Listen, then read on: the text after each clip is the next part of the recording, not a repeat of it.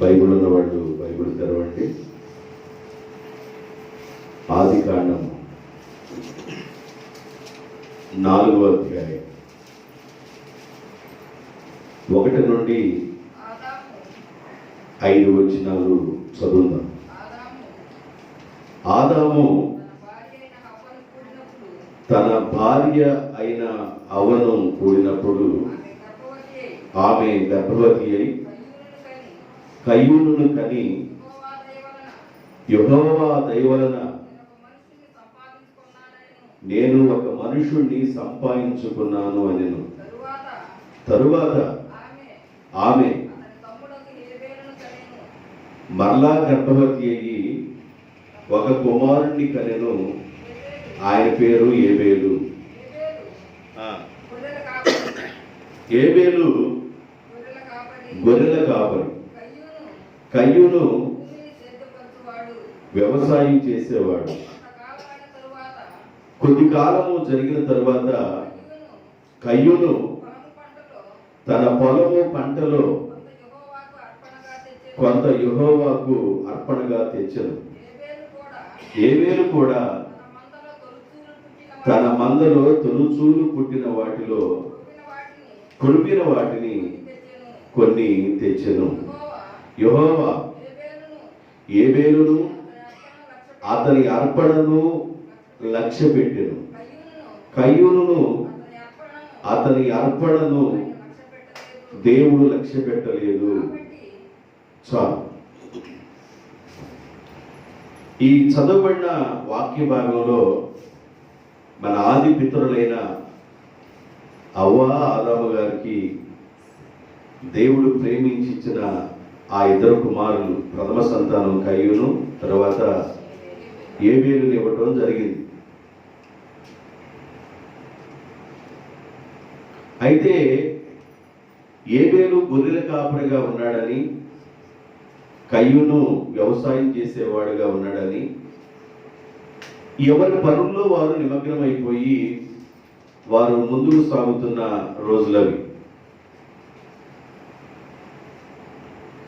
అయితే వాడు దేవుని యొక్క సన్నిధికి అర్పణ తీసుకురావాలి, ఆయన సన్నిధికి కానుకలు తీసుకురావాలి, లేక దేవునికి బలిపీఠ మీద అర్పించాలి అనే ఉద్దేశంతో ఎవరికి ఇవ్వబడిన వంతులో వారి కానుకలు తీసుకురావడం జరిగింది.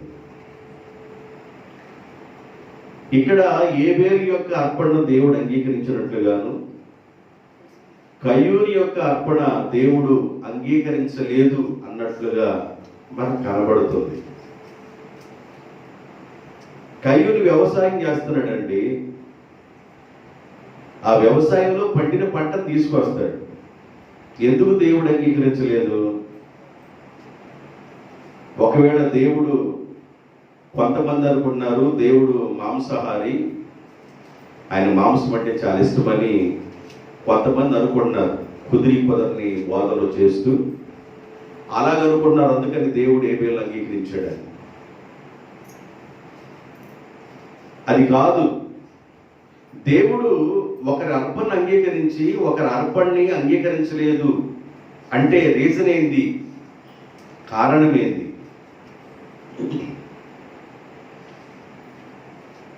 ఎవరు చేసే పనుల్లో వారు కానుకలు తీసుకొచ్చి సమర్పిస్తారు. ఉద్యోగం చేసేవాళ్ళు ఉద్యోగంలో నుండి నాకు ఉద్యోగం వచ్చిందని కానుక సమర్పిస్తారు. కొంతమంది వ్యవసాయం చేసేవాళ్ళు వ్యవసాయంలో నుండి కానుకలు తీసుకొచ్చి దేవుని సమర్పిస్తారు. కొంతమంది కూలి పనులకు వెళుతున్న వారు నా ప్రథమ కూలిదని దేవునికి కానుక సమర్పిస్తారు. కొంతమంది గొర్రెల కాపరులు గొర్రెలు కానుకగా సమర్పిస్తారు. కొందరి కానుకలు దేవుడు అంగీకరించి కొందరి కానుకలు దేవుడు అంగీకరించడం లేదు. కొందరిది అంగీకరిస్తూ ఉన్నాడు, కొందరిది అంగీకరించడం లేదు. ఇక్కడ లోపము ప్రజల్లో లోపమా? ఇక్కడ లోపము దేవుడు ప్రేమించే విషయంలో లోపమా అనేది విషయం అర్థం చేసుకోవాలి. ఈరోజు ఆ భాగాన్ని నేను మీతో మాట్లాడాలని ఆశపడతా ఉన్నాను. దేవుడు ఏబేలు యొక్క అర్పణను అంగీకరించడానికి కయ్యూని యొక్క అర్పణను అంగీకరించకుండా ఉండటానికి కారణం ఏంటి? ఈ విషయము ఈరోజు తెలుసుకుంటే నీ కొంత లేఖన భాగం అర్థమైనట్లే. ఈరోజు శ్రద్ధగా నీ వాక్యాన్ని విని ఈ భాగం కానీ నీకు అర్థమైతే చాలా వరకు దేవుని యొక్క మాటలు నీకు అర్థమైనట్లే. ఏమండి, నేను కష్టపడ్డాను, నా కష్టంలో తీసుకొచ్చి నేను కానుకను దేవుడికి ఇచ్చాను, నా కానుక దేవుడు అంగీకరించకపోవడం ఏంది? నేను చెమట వచ్చి రక్తాన్ని చెమటగా మార్చి కష్టపడి దేవుని కోసం తీసుకెళ్లి కానుకిస్తే ఆ కానుక దేవుడు అంగీకరించకుండా ఉండటానికి, మరి ఒకరి కానుకను దేవుడు అంగీకరించడానికి ఇంత స్వార్థపరత్వం ఏంది? అసలు ఈ ప్రేమలో తేడా ఏంది అనే డౌట్ అనేది ఆలోచన ప్రతి మనిషికి రావాలి. ఆలోచన వస్తేనే వాక్యం అర్థమైంది.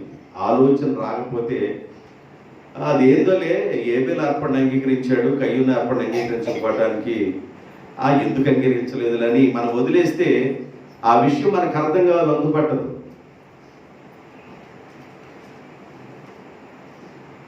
ఈ కయ్యూను ఏబేలు యొక్క అర్పణ దేవుడు అంగీకరించినందుకు కయ్యూను కోపం వచ్చింది. కయ్యూనికి కోపం రావటానికి కారణం ఏంది? అర్పణని అంగీకరించలేదు. ఏబేలు యొక్క అర్పణని అంగీకరించారు, నా అర్పణ దేవుడు అంగీకరించాల. నేను కూడా వ్యవసాయం చేశాను, నేను కూడా పొలాన్ని పండించాను, గట్లేసాను, పారతో పనిచేసాను, కలుపు తీసుకున్నాను, మొక్క నాటాను, చాలా ప్రయాసపడ్డాను, విత్తనం వేసాను భూమిలో. ఎంతో ప్రయాసపడితే దాదాపు 150 రోజుల తర్వాత ఆ పంట నా చేతికి రావడానికి ఎన్నో వర్షాలు తట్టుకొని, ఎన్నో పరిస్థితులు తట్టుకొని, ఎన్నో తెగులు, ఎన్నో ఇరుకులు, ఇబ్బందులు అన్నిటిని తట్టుకొని ఆ పంటలో నాకు వచ్చిన పంటను తీసుకొచ్చి ఆ శ్రేష్టమైన పంటని నేను తీసుకెళ్లి దేవుడికి ఇస్తే దేవుడు నా పంటని, నా అర్పణని అంగీకరించడా? ఏబేలు అర్పణ దేవుడికి ఇష్టమైపోయిందా? నా అర్పణ దేవునికి ఇష్టం లేకుండా ఎందుకు పోయింది? నేను కూడా కష్టపడ్డాను కదా, నేను కూడా వ్యవసాయం చేశాను కదా, నా రక్తాన్ని చెమటగా మార్చుకొని ఎంత కష్టపడితే నా యొక్క అర్పణను దేవుడు ఎందుకు అంగీకరించలేదు? కోపం వచ్చేసింది కయ్యూను.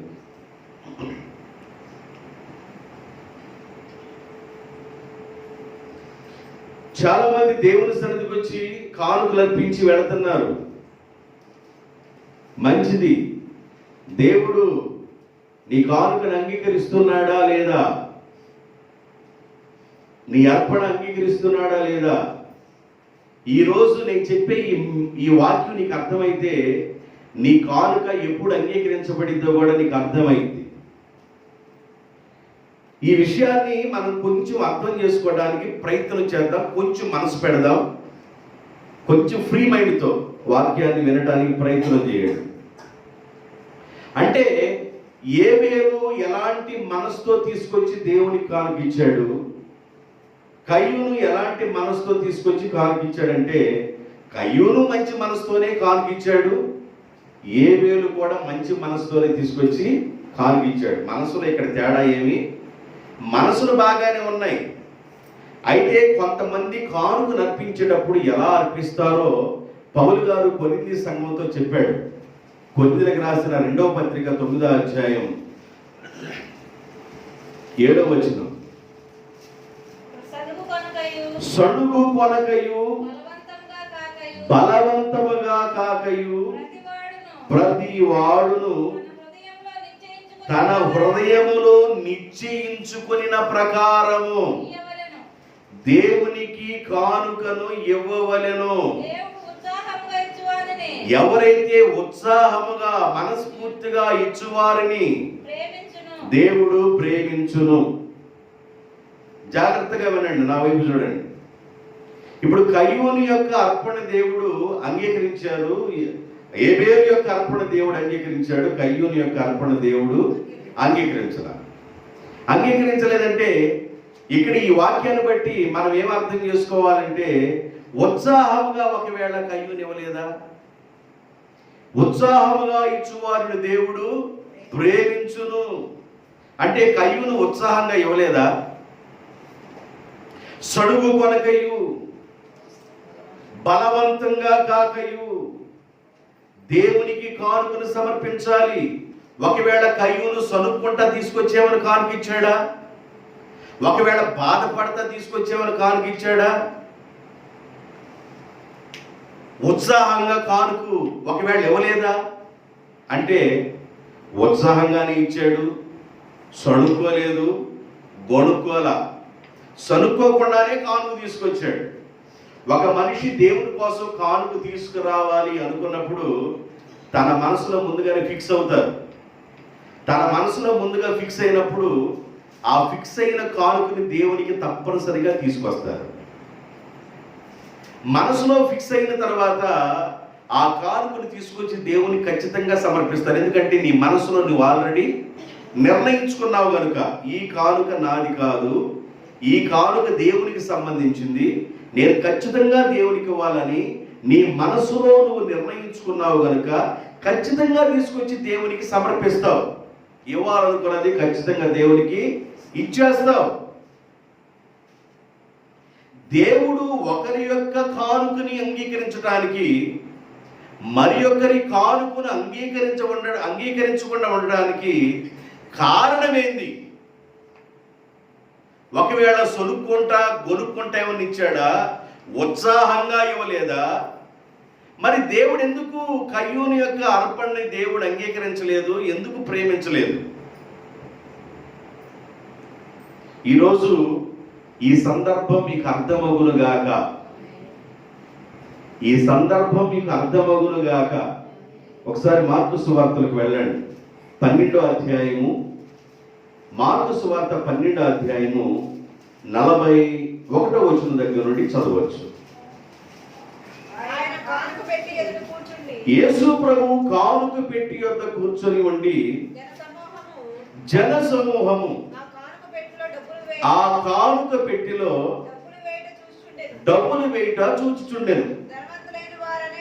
బాగా రిచ్ ఫ్యామిలీస్ వచ్చారు ఆ సంఘానికి. ఆ ధనవంతులైన వారు అందులో విశేషముగా కానుకలను సమర్పిస్తూ ఉన్నారు. ఒక పేద విధవరాలు వచ్చి 2 కాసులను, కానుకలు కాదు 2 కాసులను వేయగా ఆయన తన శిష్యులను పిలిచి కానుక పెట్టిలో డబ్బులు వేసిన వారందరికంటే ఈ పేద విధవరాలు ఎక్కువగా కానుక వేసిందని నేను మీతో చెప్పుచున్నానని శిష్యులతో అన్నాడు యేసు ప్రభు. ఏది ప్రభువా నువ్వు అలా మాట్లాడతావేంది నాయనా? అది సరైన సీర కూడా లేదు కట్టుకోవడానికి, అంత శుభ్రంగా కూడా మందిరానికి ఏమి రాలేదు. చాలా మంది రిచ్ ఫ్యామిలీస్ వచ్చారు, అటాసంగా ఉన్నారు, అటాసంగా రటమతంగా ఉన్నారు. ఎంత రిచ్ ఫ్యామిలీస్ అందరూ కలిసి విలువైన కానుకలను సమర్పిస్తే నువ్వు మమ్మల్ని పక్క పిలిచి ఆ పేద విధవరాలను చూసావా, ఆమె ఎక్కువ కానుకేసిందని చెబుతున్నావు ఏంది ప్రభువా అని అడిగారు. యేసు ప్రభు అన్నాడు, ఆమెకి తెల్లవారికి లేనే లేదు, ఆమె జీవనమంతయు సమర్పించెను. ఇక తెల్లవారి ఆమె చేతులు ఏమి లేవు. ధనవంతుడు వారికి కలిగిన దానిలో నుండి కొంత తీసుకొచ్చి కానుక సమర్పించారు. ఉన్నవాడు దానిలో నుండి కొంత తీసుకొచ్చి కానుక సమర్పించారు. ఈ పేద విధవరాలకి ఆ 2 కాసులు ఉన్నాయి. ఇక ఆమె జీవితంలోకి లేవు, తెల్లవారికే లేదు. ఆమె జీవనమంతయు తీసుకొచ్చి ఆమె దేవునికి కానుకని సమర్పించింది.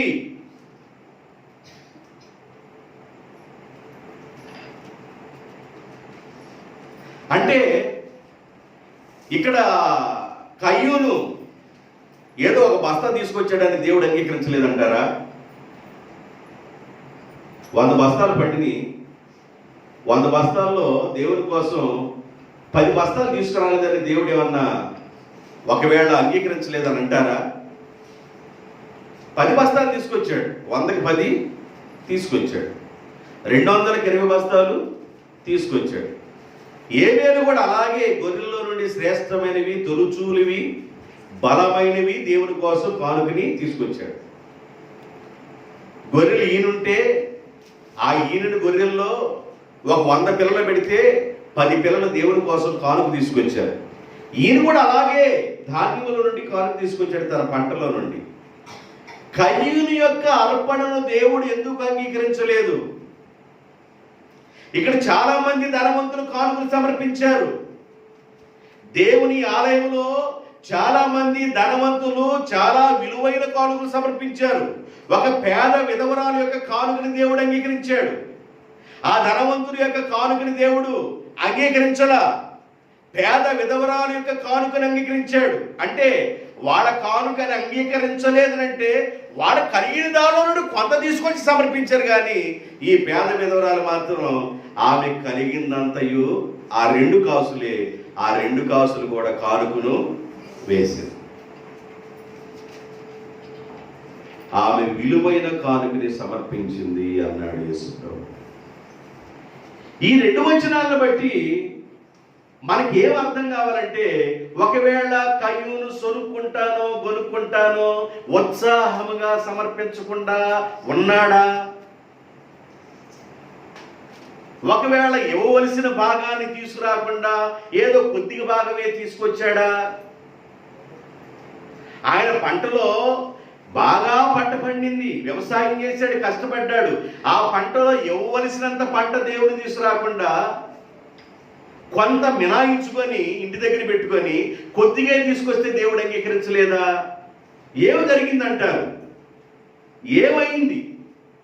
దేవుడు ఎందుకు కయ్యూను అర్పణను అంగీకరించలేదు? దేవుడు ఎందుకు ఏబేలు యొక్క అర్పణను అంగీకరించాడు? ఏం జరిగింది?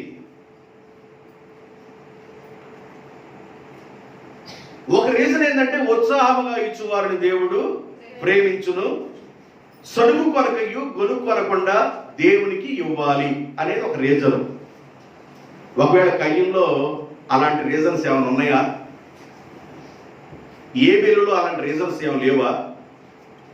అది కాదు అసలు సూత్రం జీవిత అది కాదు. కానీ అసలు దేవునికి ఎలా సమర్పించాలనేది మీకు 2 విషయాలు చెప్పాను. ఒక విషయాన్ని 2 విషయాలు చూపించాను. మరి 2 విషయాలు కూడా చూపించాలనుకుంటున్నాను. నిర్గమాకాండం 25వ అధ్యాయం, నిర్గమాకాండము 25వ అధ్యాయము 8వ వచనాన్ని చదవండి. ప్రత్యక్షపు గుడారపు యొక్క పని కొరకు దేవుడు అంటాడు, నేను వారిలో నివసించున్నట్లు ఆ ప్రజలు నాకు పరిశుద్ధ స్థలమును నిర్మించవలెను. పరిశుద్ధ స్థలం అంటే ప్రత్యక్షపు గుడారం.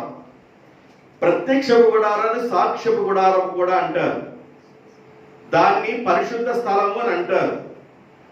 నేను వారిలో నివసించినట్లు వారు నాకు పరిశుద్ధ స్థలమును నిర్మించవలెను.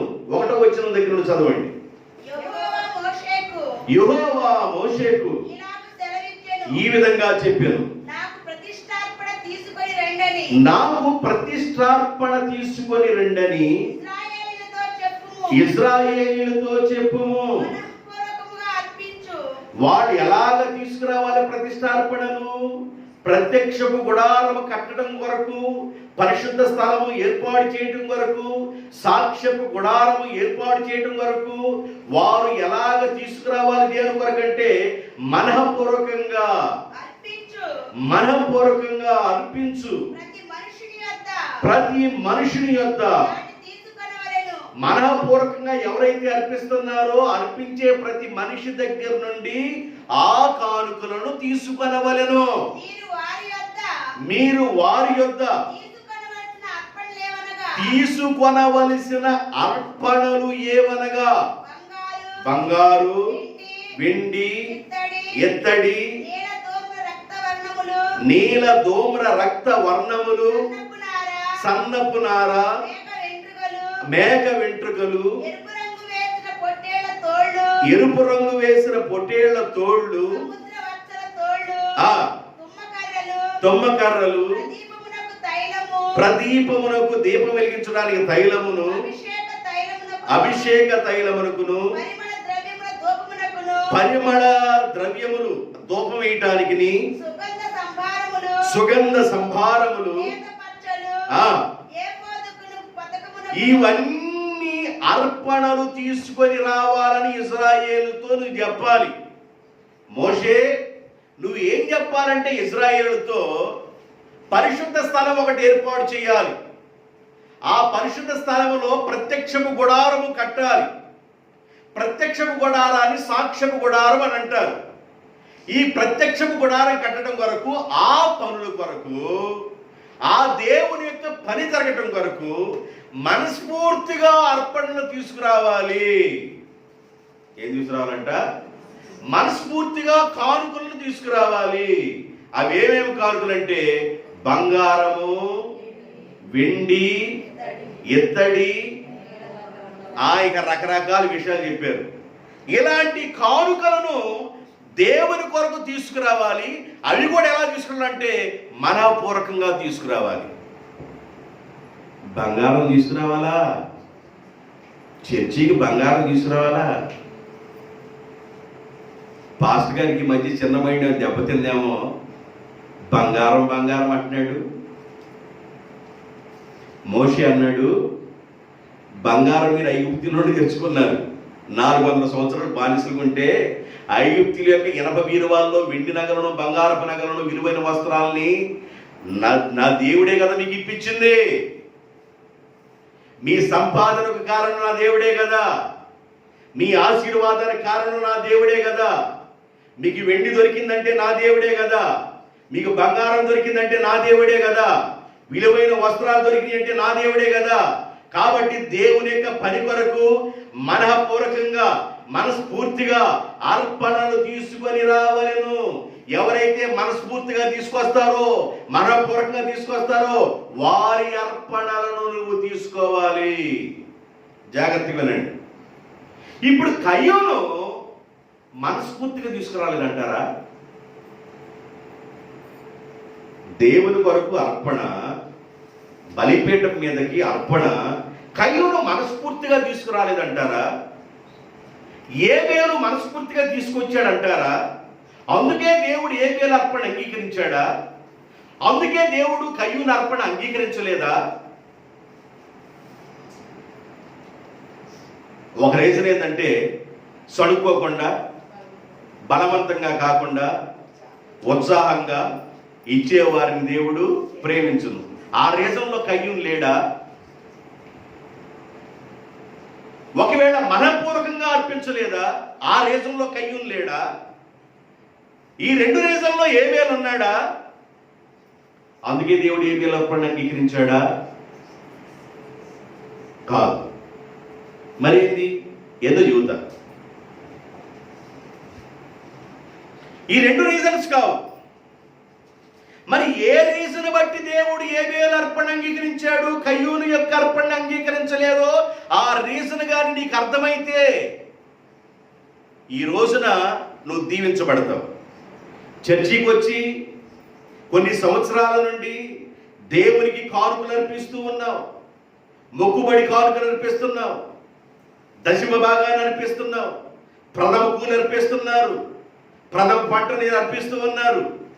ఒకవేళ ఈ రీజన్ అనేది అర్థం కాకుండా ఒకవేళ నువ్వు అర్పించినంత కాలం కూడా ఆశీర్వాదాన్ని పొందలేవు. ఆశీర్వాదం రాకుండా ఉండటానికి రీజన్ నీకు అర్థం కావటంలా. ఆశీర్వాదం ఎందుకు రావటం లేదు, దీవెన ఎందుకు రావటం లేదు? నేను కానుకని ఇవ్వట్లేదా? ఇస్తున్నాను. దశంభాగం ఇవ్వటం లేదా? ఇస్తున్నాను. దేవుని కోసం ఏదైనా చేయటం లేదా? చేస్తున్నాను. పరిచయం చేయటం లేదా? చేస్తున్నాను. మరి నా మొక్కుబడి కానుకలు ఇవ్వట్లేదా? ఇస్తున్నాను. ప్రథమ ఫలాలు ఇవ్వట్లేదా? ఇస్తున్నాను. ప్రతి దానిలో నుండి నేను దేవునికి ఇస్తున్నాను. ఆశీర్వాదాన్ని నేను ఎందుకు చూడటం లేదు? ఏబేలు యొక్క అర్పణ అంగీకరించాడు కాబట్టి ఆశీర్వాదం తను చూడగలిగాడు. కయ్యూను అర్పణ అంగీకరించలేదు కనుక ఆశీర్వాదం చూడలేదా? అసలు కారణం ఏంది? నీకు అర్థం కావాలి. 2 రీజన్లు చెప్పి ఇప్పుడు మీకు. ఒక రీజన్ ఏంటంటే సడుగు కొనకయు, బలవంతంగా కాకయు, ఉత్సాహంగా దేవునికి ఇవ్వాలి. రెండో రీజన్ ఏంటంటే మనఃపూర్వకంగా ఇవ్వాలి. పేద విధవరాలు 2 కాసులు మనఃపూర్వకంగా ఇచ్చేసింది దేవునికి. నీకు తెల్లాడటానికి ఏం లేదు. దేవుడు ఆమెను అన్నాడు, వీళ్ళందరిలో ఆమె ఎక్కువగా సమర్పించింది అన్నాడు. దేవునికి స్తోత్రం. మరి ఒక రీజన్ చెప్తాను, రీజన్ చెప్పి కొంచెం మిమ్మల్ని ముందుకు తీసుకెళ్తాను. దావీదు దేవుని యొక్క మందిరాన్ని కట్టాలనుకుంటే దేవుడు అన్నాడు, దావీదు నీ చేతులు రక్తంతో తడిచున్నాయి, యుద్ధాలు బాగా చేశావు, నీ చేత నేను మందిరాన్ని కట్టించును, నీ కుమారుడైన సొలొమోను చేత మందిరాన్ని కట్టిస్తాను అని దేవుడు చెప్పాడు. దానికి దావీదు లోబడిపోయాడు. సరే ప్రభువా అన్నాడు. అయితే ఆ మందిరాన్ని కట్టించేటప్పుడు మందిర పని కోసం దావీదు గారు ఏం చేశారో 2 వచనాలు నేను మీకు చూపిస్తాను. మొదటి దినవృత్తాంతర గ్రంథం 28వ అధ్యాయము 9వ వచనం. సొలొమోనా నా కుమారుడా, నీ తండ్రి యొక్క దేవుడైన యెహోవా అందరి హృదయములను పరిశోధించువాడు, ఆలోచనలన్నిటినీ సంకల్పములన్నిటినీ ఎరిగిన వాడునై ఉన్నాడు. నీవు ఆయనను తెలుసుకొని హృదయపూర్వకముగాను మనఃపూర్వకంగాను ఆయనను సేవించుము. ఎట్లా అంట? హృదయపూర్వకంగాను మనఃపూర్వకంగాను. జాగ్రత్తగా వినండి అమ్మ నాకెళ్ళి చూడండి. మీరు నాకెళ్ళి చూస్తే వాక్యం అర్థమైంది. లేకపోతే తలకాయ గోపుకోవటం మీరు ఇంటికి వెళ్ళిన దాకా, తెల్లంటికి వచ్చేటప్పుడు గోపుకుంటారులే, అట్లా మీరు ఇంటికి వెళ్ళిన దాకా గోపుకోవటమే. అదే నాకెళ్ళి చూడండి, అర్థమైంది. 1, దేవుని కోసం కానుకని ఎలా సమర్పించాలంట? సనుగు కొనకయ్యు బలవంతంగా కాకయ్యు ఉత్సాహముగా ఇచ్చువారిని దేవుడు ప్రేమించు. రెండోది ఏం చెప్పినంటే మనఃపూర్వకంగా దేవునికి ఇవ్వాలి. ఇప్పుడు దేవుని సన్నిధానంలో కూడా ఎలా ఉండాలంటే హృదయపూర్వకంగాను మనఃపూర్వకంగాను నీవు దేవుని సన్నిధిలో ఉండాలి, ఆయనను వెతకాలి. సొలొమోనా, నువ్వు అలా ఉండాలి. హృదయపూర్వకంగాను మనఃపూర్వకంగాను నువ్వు ఆయన సేవించాలి. ఒకవేళ కయ్యూను ఆ లిస్టులో లేడా? హృదయపూర్వకంగా దేవునికి కానుక తీసుకురాలేదా? మనఃపూర్వకంగా దేవునికి కానుక తీసుకురాలేదా?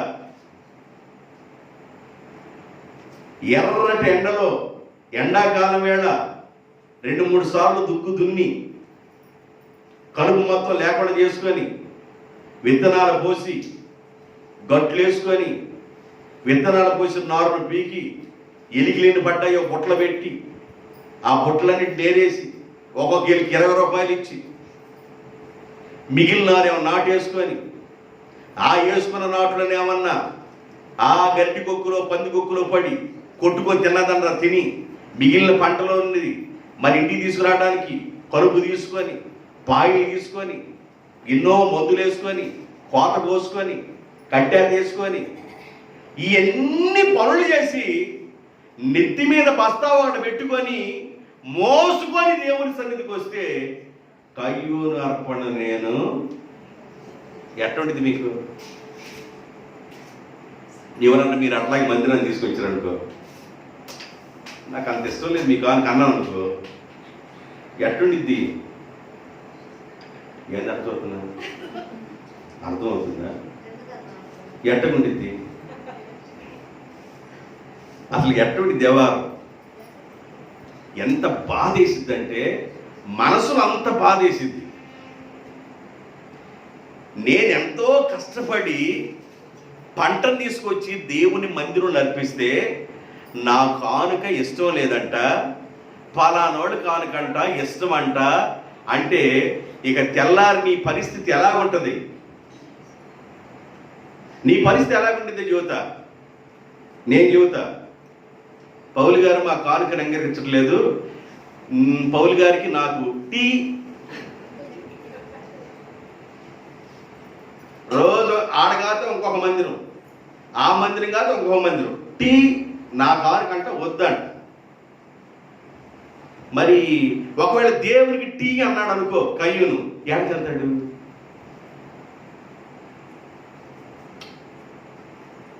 ఇప్పుడు నన్ను తీసేయండి, నన్ను టీ అంటే ఇంకోటి అంటావు. అసలు దేవుడికే టీ అన్నాడు అనుకో, ఏడకి వెళ్తాడు? దేశదిమ్మ రావటమేక. కయ్యూనేమయ్యాడంట? దేశదిమ్మరి. నా మాటలు కాదమ్మా, బైబిల్ మాటలు, దేశదిమ్మరయ్యాడంట. అసలుకేంది? అసలు అలా అవ్వటానికి కారణం ఏంది? దేవుడు ఎందుకు అంగీకరించలేదు? మనస్ఫూర్తిగా లేడా? హృదయపూర్వకంగా లేడా? ఎంత కష్టపడి ప్రభు సన్నిధానానికి అర్పణను తీసుకొని దేవుని దగ్గర తీసుకొచ్చి జరిపిస్తే కయ్యూని యొక్క అర్పణను అంగీకరించలేదు, ఏబేలు యొక్క అర్పణను అంగీకరించాడు. కారణం ఏంది? ఆ కారణాన్ని బట్టి అంట కయ్యూనికి ఎంతో కోపం వచ్చేసిందంట. ఎంత కోపం వచ్చిందంటే తమ్ముడిని చంపిందాక నిద్రపోవాలి. ఏబేలుని చంపిందాక నిద్రపోలేదు. మా తమ్ముడు అర్పణ నీకు ఇష్టమా? నా అర్పణ నీకు ఇష్టం లేదా? అసలు గాడి లేకుండా పోతే ఇక నా అర్పణ నువ్వు లైక్ చేయవా అని తమ్ముడి మీద పొలం తీసుకెళ్ళిపోయి ఒక పెద్ద రాయి తీసుకెళ్ళి తమ్ముడు పొలం వెళ్దారా అని ఒక పెద్ద బండ తీసుకెళ్ళి నెత్తి మీద వేసాడంట. చనిపోయాడు. నేను ఆ భాగం చెవట్లా, అసలు రీజన్ చెబుతా ఈరోజు. నేను మూడో రీజన్కి వచ్చా. మూడో రీజన్ ఏంది? హృదయపూర్వకంగా. రెండో రీజను మనఃపూర్వకంగా. మొదటి రీజను సడుగు కొనకుండా, బలవంతంగా కాకుండా ఉత్సాహంగా ఇవ్వాలి. 29వ అధ్యాయం, మొదటి దినవృత్తాంతాల గ్రంథం 29వ అధ్యాయం 5వ వచనం. ఈ దినమున యెహోవాకు ప్రతిష్ఠితముగా మనఃపూర్వకముగా ఇచ్చువారు ఎవరైనా మీలో ఉన్నారా?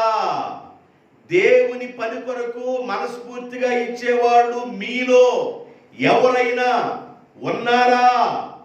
17వ వచనం. నా దేవా, నీవు హృదయాన్ని పరిశోధన చేయుచు యథార్థవంతుల యందు ఇష్టపడుచున్నావని నేను ఎరుగుదును. నేనైతే యథార్థ హృదయము గలవాడనై ఇవన్నీ మనఃపూర్వకముగా ఇచ్చి ఉన్నాను.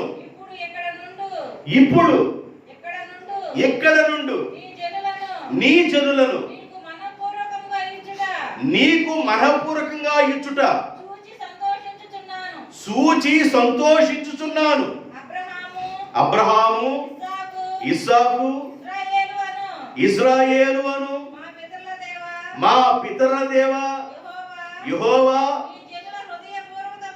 నీ జనులు హృదయపూర్వకంగా సంకల్పించిన నీ ఉద్దేశమును నిత్యము కాపాడు. జాగ్రత్తగా వినండి. 29వ అధ్యాయంలో ఏమి రాయబడిందంటే, మీరు జాగ్రత్తగా 1 నుండి చదువుకుంటా వెళితే ఏమి రాయబడిందంటే, దావీదు గారు అంటారు, నా రాజ్యంలో ఉన్న ఖజానాలో నుండి దేవుని మందిరపు పని కొరకు రాజ్యపు ఖజానాలో నుండి కొంత ఇస్తా. అంటే రాజ్యంలో ఉన్న ఖజానా, ఇంటి పన్ను, కరెంటు బిల్లు పన్ను, అన్ని పన్నులు మొత్తం ఒక చోటకి వెళ్ళిపోతే అది ఖజానాలు ఉంటాయి. అది దేశపు అవసరతల కొరకు, ఏది ముఖ్య అవసరతలో దాని కొరకు వాడతామంటారు. అలాగా నా దగ్గరికి వచ్చిన సొమ్ములో ఈ రాజ్యంలో ఉన్న ఖజానాలో ఉంది. ఆ ఖజానాలో కొంత నేను దేవుని కోసం ఇస్తాను. అంత మాత్రమే కాదు, నా సొంత సొమ్ములో కూడా నేను కొంత ఇస్తాను. దావీదు గారు అన్నాడు, నేను మనఃపూర్వకంగా నీకు ఇచ్చానయ్యా. ఆయన కూడా ఇచ్చాడు. ఆడే కాకుండా ప్రజలు కూడా మనఃపూర్వకంగా ఇచ్చారు. ఏ పని కోసం అంటే దేవుని మందిరము కట్టడం కొరకు, సొలొమోను మందిరం కట్టడం కొరకు ప్రజలందరూ కానుకలను మనస్ఫూర్తిగా ఇచ్చారు. మరి దేవుడు అంగీకరించాలి కాదా? మనస్ఫూర్తిగా ఇచ్చిన వాళ్ళు అంగీకరించాలిగా. అంగీకరించాలా వద్దా? ఇప్పుడు నాకు కొంత కలిగి ఉందండి కానుక, నేను కొంత ఇస్తాను. నీకు కొంచెం అధికంగా ఉంది, నువ్వు కొద్దిగా ఇస్తావు. ఇంకా ఉన్నవాళ్ళు ఇంకా కొంచెం ఎక్కువ ఇవ్వగలరు, ఇంకా ఉన్నవాళ్ళు ఇంకా కొంచెం ఎక్కువగా ఇవ్వగలరు. ఎవరి స్తోమత కొలది వాళ్ళు కానుకలను దేవునికి సమర్పిస్తారు. అయితే దేవుడు అంగీకరించాలా లేదా? అంగీకరించాలి లేదా?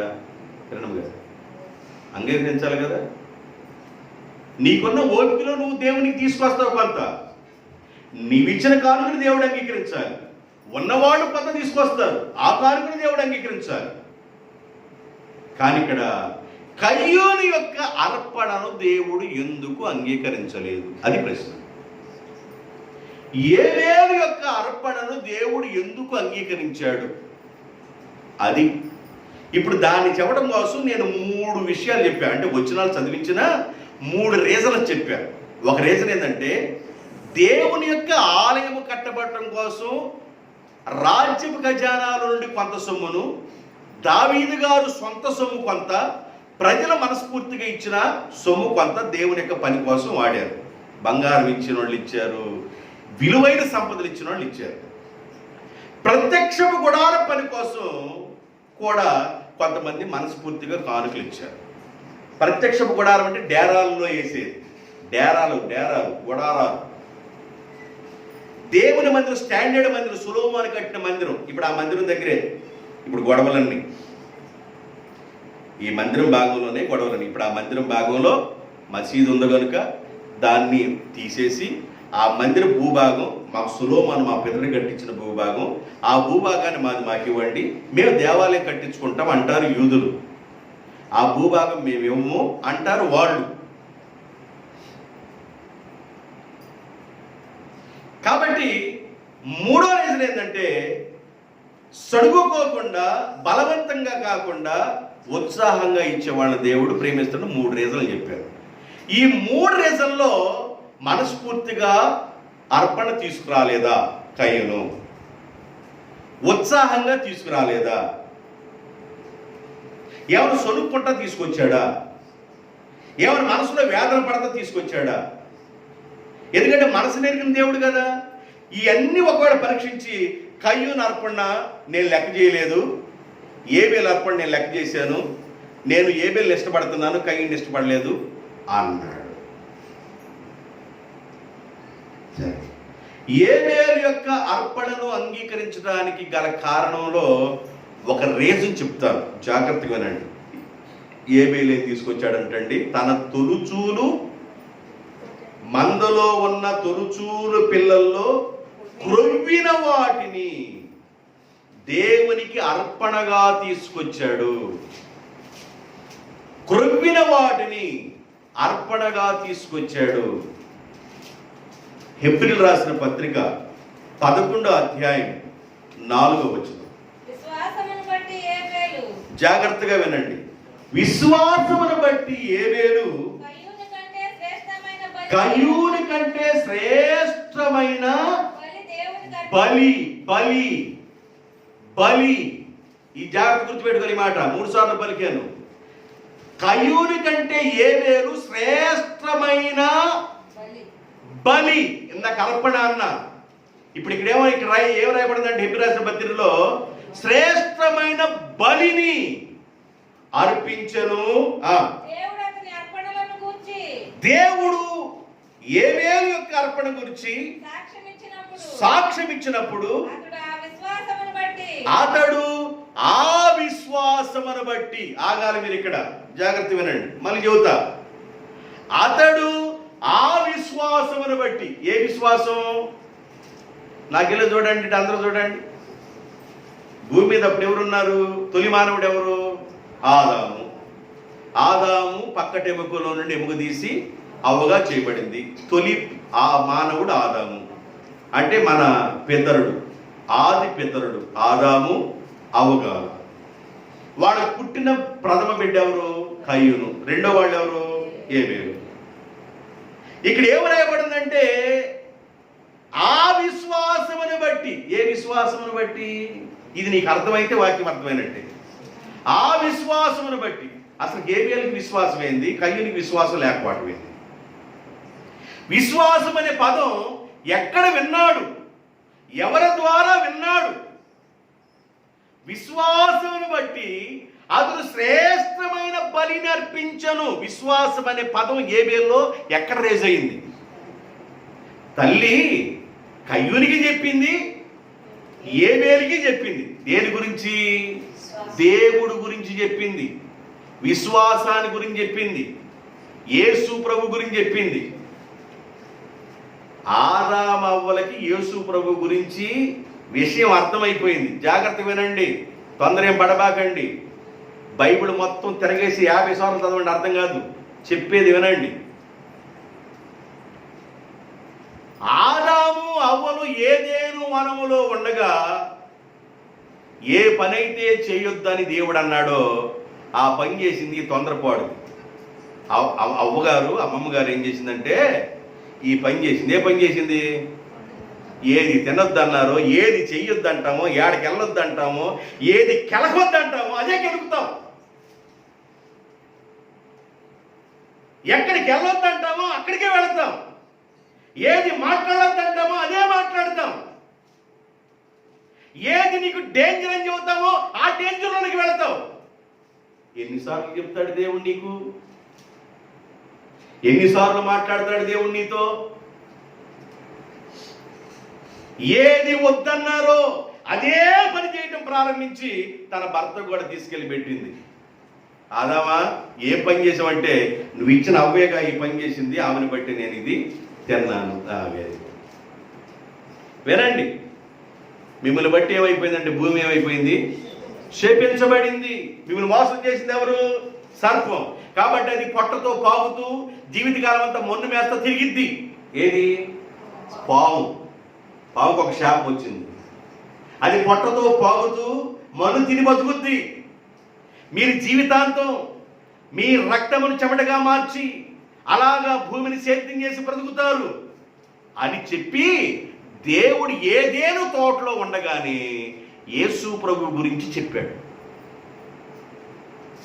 ఇది నీకు అర్థమైతే వాక్యం నీకు అర్థమైంది. ఇది నీకు అర్థం కావాలా? యేసు ప్రభు మత్తయి సువార్తల కదా ఉంది. యేసు ప్రభు ఆది కాండంలో గురించి ఎక్కడున్నాడు అని అనుకోబాకు. నువ్వు చదివినంతకాలం తిక్కలుగానే చదువుతావు. ఇక బైబుల్ పాత నిబంధన పాఠ్య భాగము, క్రొత్త నిబంధన పాఠ్య భాగము. పాత నిబంధన గ్రంథం ఇంత గ్రంథం ఉంది. మలాఖీ దాకా, ఆది కాండం నుంచి మలాఖీ దాకా ఎన్ని పుస్తకాలు ఉన్నాయంట?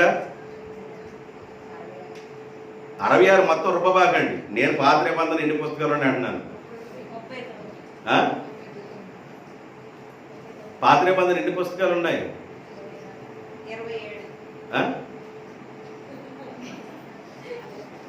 క్రొత్త నిబంధన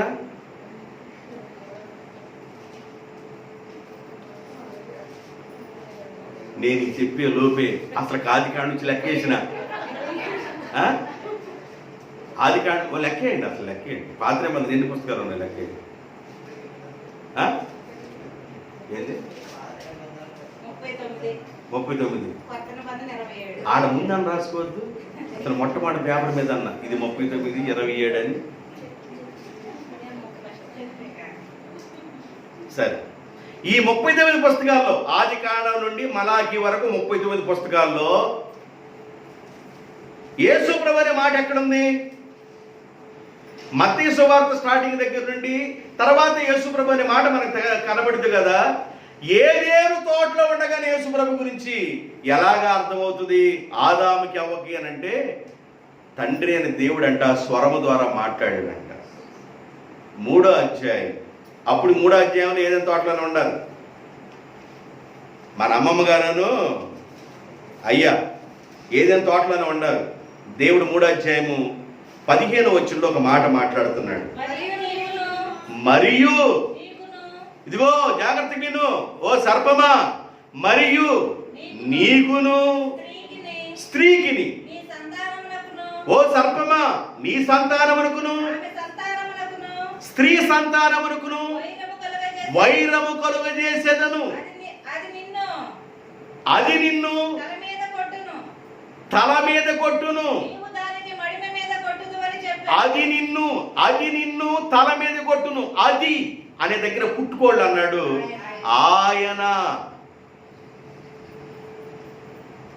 ఆయన నిన్ను తల మీద కొట్టును. ఆయన అనగా ప్రభు అయిన యేసుక్రీస్తు స్త్రీ సంతానంగా భూమి మీద పిలువబడిన వాడు ప్రభు అయిన యేసుక్రీస్తు మాత్రమే. మనమందరం ఎవరి సంతానం? పురుషుని సంతానం. పురుషుని సహాయం లేకుండా వచ్చిన సంతానం కాదు, మనమందరం పురుషుని సంతానం. యేసు ప్రభు ఒక్కడే స్త్రీ సంతానం. నీ సంతానమునకును స్త్రీ సంతానమునకును వైరము కలుగును. అది అనగా ఆయన అనగా యేసు ప్రభు నిన్ను కొట్టును. దేవునికి స్తోత్రం. ఈ విషయం తండ్రి అయిన దేవుడు స్వరము ద్వారా ఆదాముకి అవ్వకి బోధించాడు. దేవుడు ఏదెన్లోనే వారు విశ్వాసముతో ఆ బోధన అంగీకరించి ఏదేనులో నుండి బయటకు వచ్చిన తర్వాత పిల్లలు పుట్టారు. ఏదేనులో నుండి బయటకు వచ్చిన కయ్యూనికి తర్వాత ఏదేనులో నుండి బయటకు వచ్చిన అవ్వకి ఆదాముకి పిల్లలు పుడితే ఆ పిల్లలకి విశ్వాసాన్ని నేర్పించారు. అయ్యా మేము తప్పు చేసావురా, దేవుని మాట వినలేదురా, దేవుని మాట లెక్క చేయలేదు, దేవుని యొక్క స్వరాన్ని వినలేదు, దేవుని యొక్క స్వరాన్ని విని కూడా మేము లెక్కలేనట్లుగా ఉన్నాము, మా ఇష్టానుసారంగా ప్రవర్తించాము, అందుకే మహిమను కోల్పోయాము, అందుకే అధికారం కోల్పోయాము, అందుకే దేవుని యొక్క స్వరాన్ని వినటం కూడా కోల్పోయాము. అయితే దేవుడు ఏదేనులో ఉండగా మాతో ఒక మాట మాట్లాడాడు, స్త్రీ సంతానం వస్తుంది. ఆ స్త్రీ సంతానం ఏ సర్పమైతే మమ్మల్ని మోసం చేసిందో, ఏ సర్పమైతే మమ్మల్ని దగా చేసిందో, ఏ సర్పమైతే మమ్మల్ని కుయితి చేసిందో ఆ సర్పమును ఆయన కొట్టును. ఆయన అనగా ప్రభు అయిన యేసుక్రీస్తు.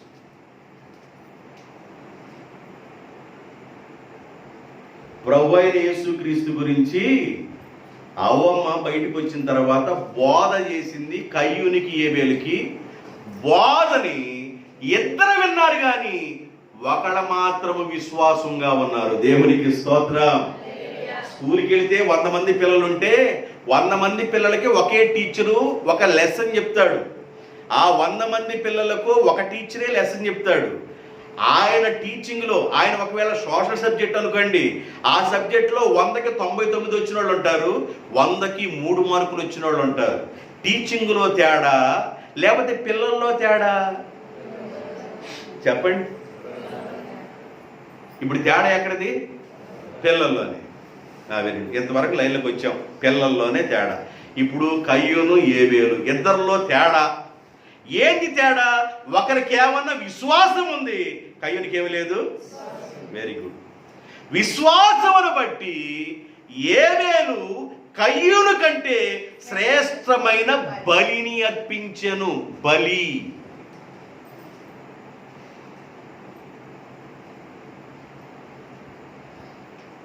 కొంచెం జాగ్రత్తగా ఫ్రీగా నాకు వెళ్ళి చూడండి, ఫ్రీగా తేటగా చూడండి. ఇప్పుడు నా షర్టు మీద అన్నం తింటామన్నా కూర మరకయింది.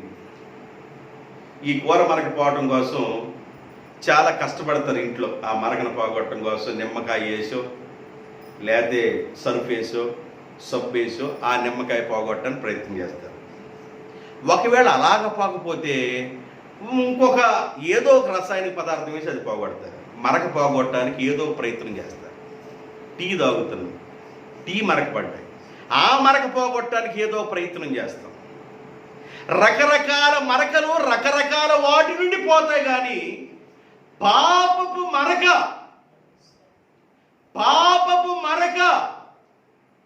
రక్తము ద్వారా మాత్రమే పోతుంది. దేవునికి స్తోత్రం. గట్టి చెప్పండి. పాపపు మరక రక్తపు ద్వారా మాత్రమే పోయింది. కాబట్టి ఏబేలు శ్రేష్టమైన బలిని తొలుసూలిన వాటిలో నుండి, క్రొవ్విన వాటిలో నుండి బలిని అంటే రక్తాన్ని ప్రోక్షించాడు. యేసు రక్తము ప్రతి పాపము నుండి మనలను పవిత్రులుగా. సంఘానికి ఇద్దరు వచ్చారు, చర్చికి ఇద్దరు వచ్చారు. ఒకడేమన్నా యేసు రక్తాన్ని ఆస్వాదించాడు, ఒక వ్యక్తి యేసు రక్తంలో కడగబడ్డాడు, వీళ్ళు 20 సంవత్సరాలు సంఘానికి వస్తున్నారు. ఒకడేమన్నా యేసు రక్తంతో కడగబడ్డాడు, 20 సంవత్సరాల నుంచి వస్తున్నాడు. కానీ ఒకడు కానుకలు వేస్తున్నాడు, వాడు యేసు రక్తంతో కడగబడ్డా. వాడే కయ్యూను. నీవు సంఘానికి వస్తూ దశంభాగాలు ఇస్తూ కానుకలు ఇస్తూ అర్పణలు ఇస్తూ ఏదేదో చేస్తున్నావు, కానీ బాప్తిజం పొందావా? బాప్తిజం అనే పదం ఇప్పుడు ఎందుకు వాడారయ్యా అని మీరు అంటారేమో. అయినా మీకు తెలియాలి, బాప్తిజం పొందటానికి మీరు నీళ్ల దగ్గరికి వెళ్ళినప్పుడు 1 యోహాను 5:7 రాయబడి ఉంది, నీరును సాక్ష్యమిచ్చువారు అనగా సాక్ష్యమిచ్చువారు ముగ్గురు, అనగా నీరును రక్తమును ఆత్మయు. ఈ ముగ్గురు బాప్తిజం పొందడానికి వెళ్ళినప్పుడు వాళ్ళు ముగ్గురు ఏకీభవించి ఉన్నారు. నువ్వు బాప్తిజం పొందడానికి వెళ్ళినప్పుడు యేసు రక్తం నిన్ను కడుగుతుంది, నీరు నిన్ను కడుగుతుంది, పరిశుద్ధాత్మ నిన్ను కడుగుతుంది. ఈ ముగ్గురు నిన్ను కడుగుతున్నారు. సంఘానికి చాలా రోజుల నుండి వస్తున్నావు, సంఘానికి సంఘ సభ్యురాలు అంటున్నావు. నువ్వు బాప్తిజాన్ని పొందావా? యేసు రక్తం చేత కడగబడ్డావా? యేసు రక్తము ప్రతి పాపము మరక నుండి విడిపించింది. కాబట్టి మొదట బలిని రక్తాన్ని చిందించాడండి ఏబేలు. ఇప్పుడు మీకు ఇక్కడ ఏం అర్థం కావాలంటే, ఆయన కానుకను అంగీకరించబడడానికి ఈయన కానుకను అంగీకరించడానికి గల వ్యత్యాసం ఏంటంటే, ఈయన రక్తములో కడగబడ్డాడు విశ్వాసమును బట్టి. ఈ పదాన్ని మర్చిపోకూడదు. ఏబేలు విశ్వాసమును బట్టి. ఏడొచ్చింది విశ్వాసం? వాళ్ళ అమ్మ చెప్పింది, ఒరే నాయన, సర్పమ్మను మోసం చేసింది, ఆయన వస్తాడు, ఆయన రక్తం ద్వారా మనకు విమోచనం చెప్పారు అన్నాడు. యేసు ప్రభు రాకముందు ఉన్న జనాంగానికి రక్తము ప్రోక్షణ జరిగింది. యేసు ప్రభు వచ్చిన సమయంలో ఉన్న వారికి రక్త ప్రోక్షణ జరిగింది. యేసు ప్రభు వచ్చి రక్తాన్ని చిందించి వెళ్ళిపోయాడు. ఆయన మనం చూడాల, మనకు కూడా రక్తము ఆపాదించబడింది. 3 భాగాల్లో రక్తం పనిచేస్తుంది. యేసు రక్తం పాత నిబంధనలో ఉన్న వారికి యేసు రక్తం పనిచేస్తుంది. యేసయ్య భూమి మీదకి వచ్చిన తర్వాత 33.5 సంవత్సరాలు సువార్త పనిలో, 3.5 సంవత్సరాలు సువార్త పనిలో ఉన్న తర్వాత ఆయన సిలువ వేయబడి రక్తం చిందించిన తర్వాత ఆయన టైంలో ఉన్న వారికి రక్తము ఆపాదించబడింది. ఆయన టైం వెళ్ళిపోయి పరిశుద్ధాత్మ దిగి వచ్చిన తర్వాత ఇప్పుడు కూడా ఆయన రక్తము ఆపాదించబడుతుంది. యేసు రక్తం చేతను కడగబడాలి. యేసు రక్తాన్ని కలిగి ఉన్నాడు ఏబేలు.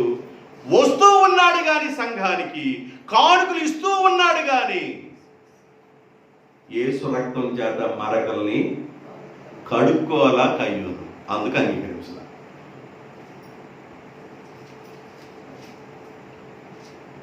భలే వాళ్ళకుంటారు. దేవుడు స్వార్థపరుడేమో, ఆయన అర్పణ అంగీకరించడం ఏంది, ఈయన అర్పణ అంగీకరించబడడానికి కారణం ఏంటంటే అదంతే.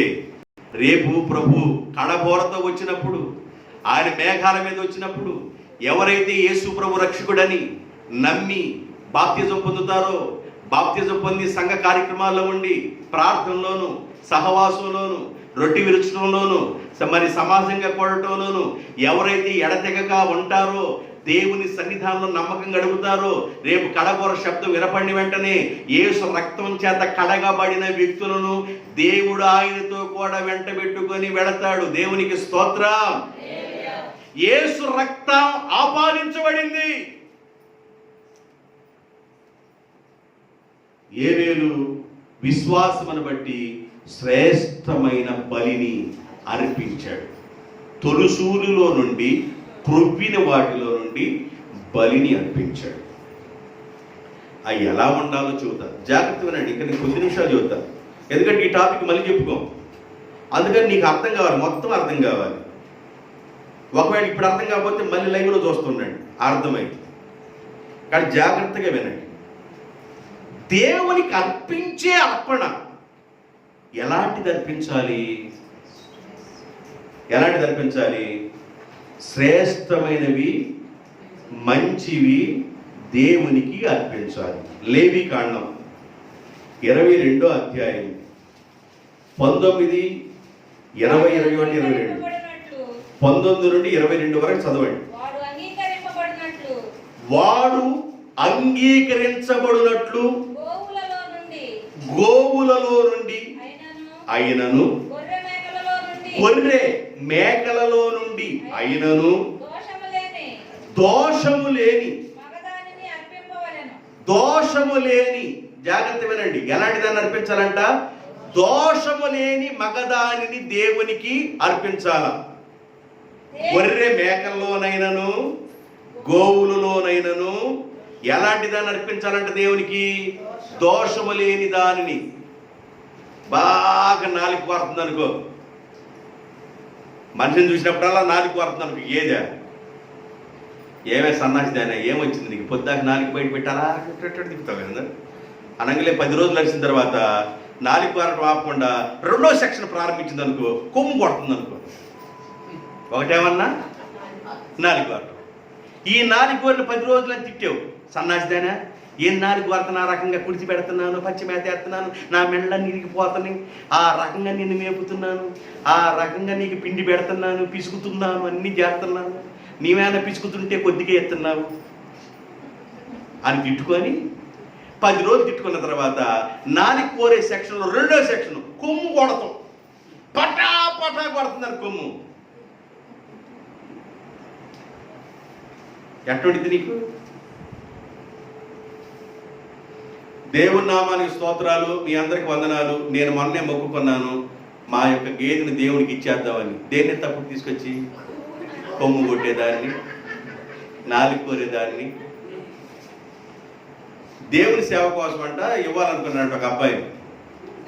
దేవునికి స్తోత్రాలు, మీ అందరికి వందనాలు. మా ప్రథమ పిల్లోడిని మీ సేవ కోసం, దేవుని సేవ కోసం ఇవ్వాలనుకున్నాను. ఈ రోజు నుండి మందిరంలో ఈ పిల్లోడు ఎప్పుడు ఇక్కడే ఉంటాడని అన్నాడంట. ఎవరిని ఇచ్చాడంటే చిన్నోడు ఏమన్నా ఇంజనీరింగ్ చదువుతున్నాడంట, పెద్దోడు ఏమన్నా ఆ అరుగు మీద కూర్చొని ఆ సొలుగు కాల్చుకుంటా ఆ నిక్కరేసుకోవడం కూడా కుదరక దాన్ని తండ్రి వేస్తా ఉండాలంట. ఏది? ఆ డ్రాయరు, ఆ లాగుని తండ్రి వేయాల లాగు. ఇక ఆయనకి ఏమన్నా గుండీలు కూడా తండ్రి పెట్టాలా. ఇక అరుగు మీద కూర్చోబెడితే సొలుగు కాల్చుకుంటూ కూర్చుంటాడంట. ఈయన వచ్చి సంఘంలో ఏం చెబుతారు? దేవునామన స్తోత్రాలు, మీ అందరికి వందనాలు, నా ప్రథమ సంతానం దేవుడి అని పెద్దవాడిని తీసుకుని మందిరానికి ఎత్తున్నాయి. ఇక ఆడు సొల్లుగా ఆడు చోట తుడుచుకుంటాను, ఆ డ్రాయర్ వేసుకుంటా కూర్చోటి తుడుచుకుంటా, ఇక ఆడు సేవ చేసుకోవాలి, దేవుని సేవ స్తోత్రం. ఇంజనీరింగ్ చేసేవాడు ఏమైనా బాగా టాప్ రేంజ్లోకి వెళ్ళాలంట. ఆడేమన్నా ఇంజనీరింగ్ టాప్ రేంజ్ ఆడిని ఇవ్వరంట సేవకి, ఈ సొల్లు కలుసుకున్నాడు సేవకి ఇస్తారంట. దేవునికంట దోషము లేని దాన్ని ఇవ్వాలంట. నేను అందుకు చెబుతున్నా మీకు, ఏమి ఇవ్వాలంట? పాల్గొడి ఎప్పుడు తీసుకొచ్చేద్దాం? 3 రోజులుగా నాకు ఎర్రి రుజువులు చూసిన తర్వాత అది 3 రోజులు లీకుంటుందే. ఆ తర్వాత మొక్కుంటాం, ప్రభా యేసునాయన ఇది 3 రోజులు ఇవ్వలేదు నాయన. సార బకెటాన్ని ఇచ్చేది అంతకుముందు, ఇది 3 రోజులు ఇవ్వలేదు నాయన. ఈసారిగా నిత్యం ప్రారంభిస్తే 1/2 గ్లాస్ అన్న ఈయన, టీ గ్లాస్ అన్న.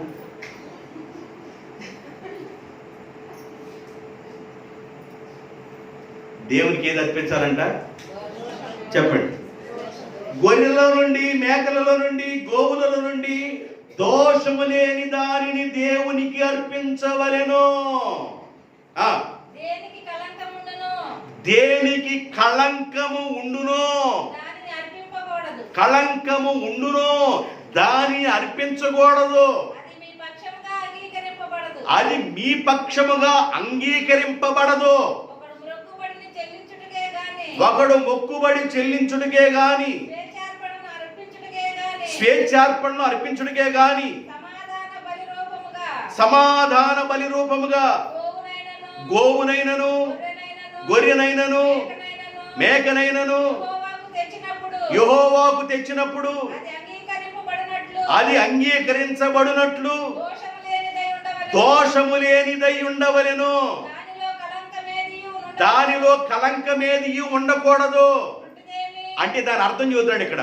గుడ్డిదేమి, గుడ్డిదేమి, కుంటిదేమి, గూనిదేమి, కొరత గలదేమి, గడ్డల గలదేమి, ఏ రోగం? గజ్జి రోగం కలిగిందేమి, నీరుడు కలిగిందేమి, అట్టి వారిని తీసుకొచ్చి దేవునికి కానుకలు ఇవ్వకూడదు. దేవుని నామానికి స్తోత్రాలు, మీ అందరికి వందనాలు. మా ప్రథమ కోడిక దేవునికి ఇస్తున్నామంటే ఆ కోడికి తీసుకొని దేవునికి ఇస్తే ఆ కోడే ఆ నడుము మీద ఏమన్నా బిత్తిడిత్తులు వేసి ఉందండి గూనె. ముందు పోతే ఏమన్నా తలకాయ పోతే ఏమన్నా కిందకి, వెనక పోతే ఏమన్నా కిందకి, దీని పోతే ఏమన్నా పైకి ఒంటుంటదే. దాన్ని ఎవడు కొట్టాడు, అక్కడ కొడితే వాసిపోయిందంట. దానికి వాసిపోయింది ఏమన్నా దేవునికను, బలంగా ఉండదేమన్నా నీకా. గుడ్డిది కానీ, గూనిది కానీ, కుంటిది కానీ గజ్జి పట్టిద్దే అప్పుడప్పుడు. అమ్మారు పోసిద్ది అంటారే. దేవునామాన స్తోత్రాలు. నేను అనుకున్నాను, మొక్కున్నాను, దీనికి అంత తగ్గట్లేదు, ఇదంతా దేవునికే. శ్రేష్టమైన దాన్ని అర్పించాలా. ఏదో నీవేదో బొమ్మలాటలాగా దేవునికి తీసుకొచ్చే కానుకల్లో ఏదో ఒకటి రాజు రెడ్డి ఒకటి చూచాడంట అన్నట్టు తేవబడదు. నువ్వు అంగీకరించబడదు. నువ్వు అంగీకరించబడాలి అంటే, నీ కానుక అంగీకరించబడాలంటే దోషము లేని దాన్ని తీసుకురావాలి. మరలా చెప్పాడు లేవికాండంలో 2 సార్లు మాట్లాడు. దోషము లేనిది అంటే కుంటిది గాని, గుడ్డిది గాని, గోనిది గాని, మచ్చల కలిగిందంటే ఆ గజ్జిది గాని, ఇలాంటి వాటిని తీసుకొచ్చి నువ్వు దేవునికి అర్పణ. ఏమేమి దేన్ని అర్పించాడంట?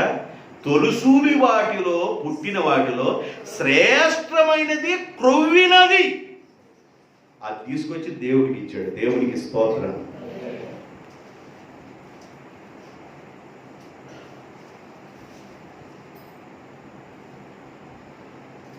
అంటే కయ్యూను పంటలు ఏమో తాలు ఇచ్చాడు అనుకున్నారు. తాలు పంట ఏమైనా ఇచ్చాడు? మంచిదే ఇచ్చాడు. అయితే ఆయన అంగీకరించకుండా ఉండటానికి, ఈయన అంగీకరించడానికి కారణం ఏంటంటే, ఏబేలు విశ్వాసమును బట్టి బలిని అర్పించాడు. రక్తము చిందించకుండా మనం అంగీకరించబడవండి. అంటే రక్తం మన మీద లేకుండా, యేసు రక్తం మన మీద లేకుండా, ఐగుప్తు దేశంలో ఉన్న ఇళ్ల గడప కొమ్ముల మీద, ఏ గడప కొమ్ముల మీద రక్తపు గుర్తులు లేవో, రక్తపు మరకలు లేవో, మరణ దూత ప్రవేశించును. ఏ గడప కొమ్ముల మీద అయితే రక్తపు గుర్తులు ఉండవో, ఆ అడ్డకమ్మికి, నిలువు కమ్మికి రక్తపు గుర్తులుంటాయి. ఒకవేళ అలాంటి గుర్తులు లేని ఆ గడపల్లోకి మరణ దూత ప్రవేశించింది. కాబట్టి రక్తము నిన్ను రక్షించింది. ఆ రక్తాన్ని చిందించాడు ఏబేలు. ఆ రక్తములో నువ్వు కడగబడాల. సంఘానికి వస్తూ, దేవుని మందిరానికి వస్తూ, బాప్తిజం లేకుండా సంఘంలో సభ్యురాల్ని నేను చాలా కానుకిస్తున్నాను, చాలా రిచ్ అని అంటే దేవుడు అంటే తుచ్చి అంటాడు. రేపు తుచ్చి అంటాడు. నువ్వు రిచ్ కాదు, తుచ్చి అంటాడు. నువ్వు బాప్తిజాన్ని పొందాలా. దేవునికి స్తోత్రం. బాప్తిజం పొందితే యేసు రక్తం నీ మీదకి ఆపాదించబడింది. చెప్పేశాను ఆల్రెడీ. బాప్తిజం ద్వారా నీరు, రక్తము, పరిశుద్ధాత్మ ఈ ముగ్గురు ఏకీవించి నిన్ను కడుగుతారని చెప్పారు. శ్రేష్టమైన బలి విశ్వాసము ద్వారా అర్పించును అన్నాడు. ఎలాంటి శ్రేష్టమైన తీసుకొచ్చాడో చెబుతున్నా, ఎలాంటి తీసుకురాకూడదో చెబుతున్నాను. ద్వితీయోపదేశకాండం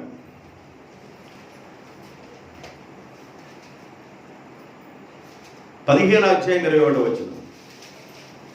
మలాకీ గ్రంథం 1:8. ఇంకోటి కూడా తీసుకోండి. మలాకీ గ్రంథం 1:8, నిర్గమకాండం 12:6. ఈ 3 వచనాల వరుసగా చదవండి. దానిలో లోపము అనగా దానికి కుంటితనమైనను, గుడ్డితనమైనను, మరి ఏ లోపమైనను ఉండిన ఎడల నీ దేవుడైన యెహోవాకు అలాంటి దానిని, లోపాలున్న దానిని అర్పించకూడదు. లోపము లేకుండా ఏది శ్రేష్టమైంది అంటున్నావో దానిని నువ్వు దేవునికి తీసుకురావాలి, దానిని అర్పించాలి. తర్వాత వచ్చిన మలాకీ గ్రంథం 1:8, గుడ్డి దానిని తీసుకొని బలిగా నీవు అర్పించిన ఎడల అది దోషము కదా. కుంటిదారినైనను, రోగము కలిగిన దానినైనను అర్పించిన ఎడల అది దోషము కదా. పసిగిరి వస్తుంది, తొలకరి వచ్చింది, పసిగిరి వస్తుంది, తొలకరి వచ్చింది, కోళ్ళన్నీ పసిగిరి మేస్తున్నాయి, కొక్కిరాయి రోగం వచ్చింది. కొక్కిరాయి రోగం వచ్చేదాన్ని సాయంకాలం పొట్ట కింద కటకడకడ సాయంకాలం తెల్లారికి పోయింది కాబట్టి ఈ రోజు తీసుకెళ్లి పాస్టర్ గారికి ఇస్తే దేవుని స్తోత్రం, కోళ్ళు కూడా నేను ఇచ్చాను అనుకుంటాడు కా దేవుడు అనుకుంటాడు. రోగం లేని దాన్ని తీసుకొచ్చి ఇవ్వాలంట దేవునికి. దేవుని స్తోత్రం చెప్పండి. మన తెలివితేటలు ప్రదర్శించకూడదు దేవుని దగ్గర.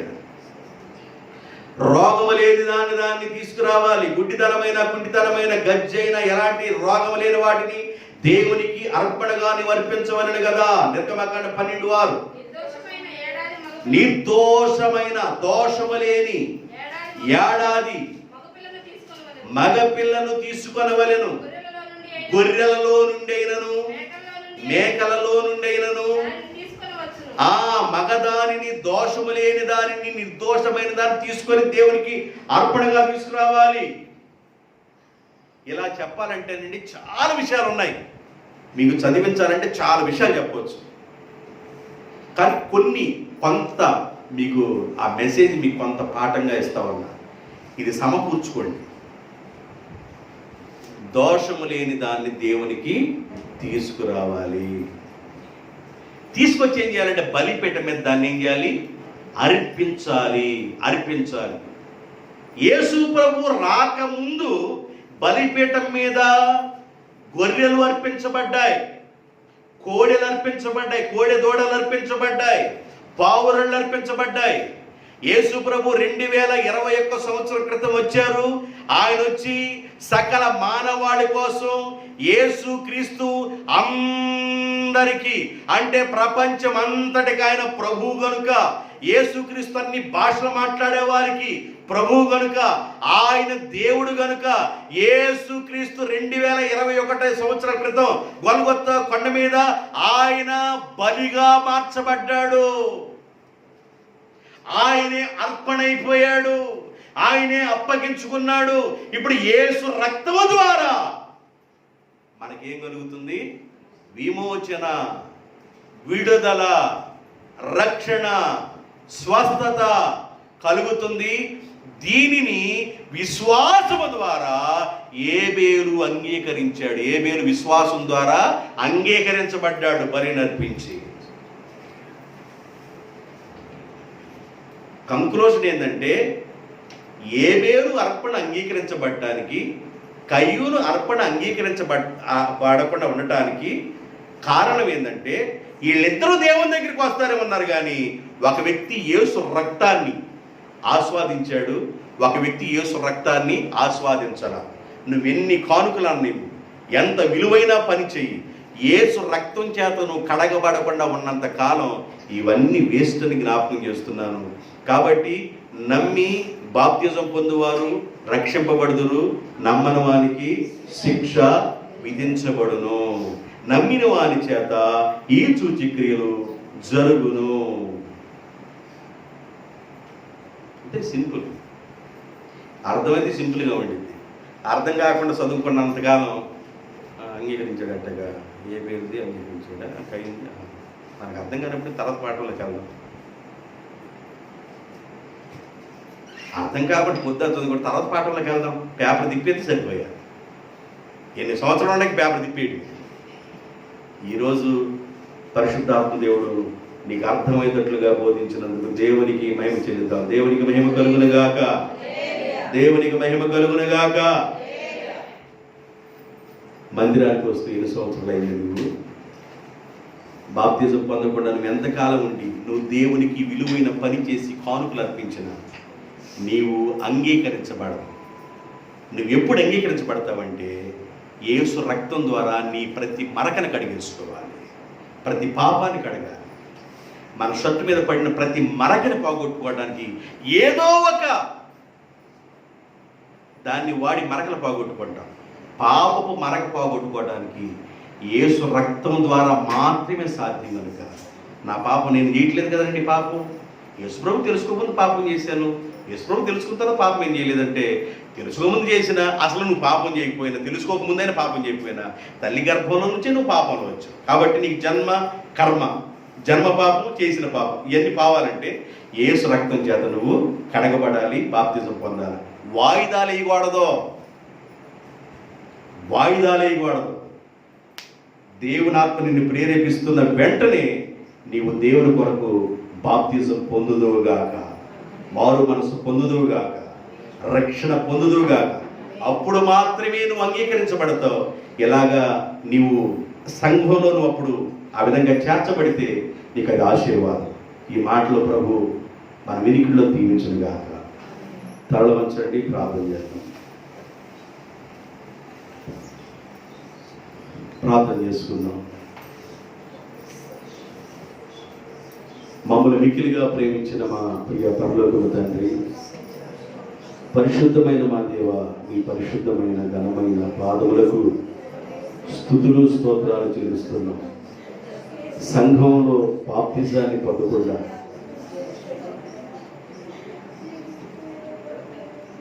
ఒకవేళ మీ బిడ్డలు సంఘంలో అర్పణలు అర్పిస్తూ ఉన్నా, వేల రూపాయలు కానుకలు ఇస్తూ ఉన్నా, ధాన్యములో నుండి కానివ్వండి, పంటలో నుండి కానివ్వండి, ప్రతి దానిలో నుండి ఏ కానుకను సమర్పించినా అది అంగీకరించబడటం లేదు అంటే